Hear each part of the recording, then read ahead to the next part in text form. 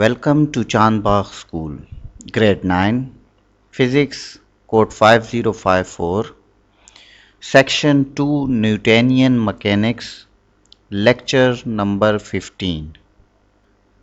Dear student, in Section 2 Newtonian Mechanics, we will study Unit number 2 Kinematics. Dear student, as you know, we have already discussed about the speed, velocity and acceleration.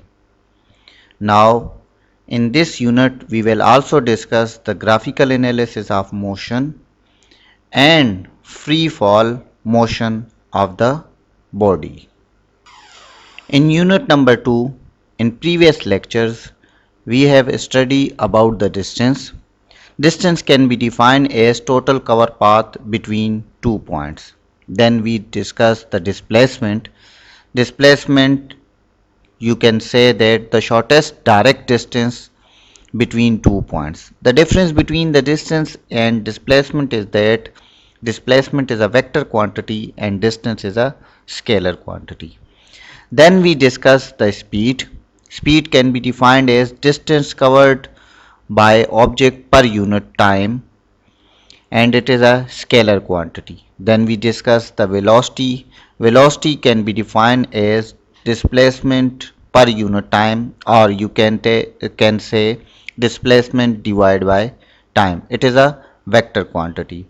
At the end, in our last lecture, we have discussed about the acceleration. The acceleration can be defined as rate of change of velocity. So means there will be two velocities divided by time, and the two velocities, the one velocity will be initial velocity and the other will be final velocity. So if the velocity is changing, there must be a acceleration. Dear student, today's lecture we will discuss about the formula used in kinematics. We have already discussed about the speed, velocity and acceleration and their formulas. But we are revising all those formulas. Now, the first formula which we have used, that is the formula of speed. Speed can be written as speed is equal to distance divided by time. The same formula if you are writing for the velocity, then you will be write velocity is equal to displacement divided by time. The next formula is written here, that is S is equal to V plus U divided by 2 into T, where S is the distance, V is the final velocity, U is the initial velocity and T is the time. Dear student, we have already discussed about the average speed and average velocity. So V plus U divided by 2 is basically taking the average of the speed or velocity. So you can say this formula is used for the distance, and you can say that distance is equal to average speed multiply time. So I am repeating again that S is for the distance, U is for initial velocity, V is for the final velocity and T for the time. The next formula is formula of acceleration. So as we defined as acceleration is the rate of change of velocity. Now here in this formula, A is the acceleration, V is the final velocity, U is the initial velocity and T is the time. So V minus U is change in velocity and divide by time is for the rate. So you can say change in velocity divided by time. So that is the formula of acceleration, and if we want to find out the acceleration of the body, we can use that formula. Now dear student, by using these formula, we kept in mind some of the important points when we are using these formulas. For example, if a body start from rest, so when the body start from rest, then the initial speed will be 0.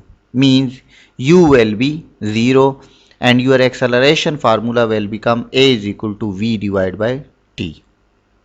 Similarly, if a moving body comes to the rest, means when the car is moving and at the end it apply the brakes and it is come to the rest, then the final velocity will be or the final speed will be 0 and v is equal to 0. In that case, the acceleration formula will be a is equal to u divided by t and that acceleration will be negative acceleration. Similarly, if a body is thrown upward at the highest point the final speed will be 0. Again the v will be 0 and your acceleration will be in negative form means minus u divided by t. And if the body is falling toward free falling toward the earth toward the surface of earth, then maybe your initial speed will be 0 because before throwing or before falling off the body is at rest in your hand. So therefore the u will be 0 and the acceleration will come out to be a is equal to v divided by t.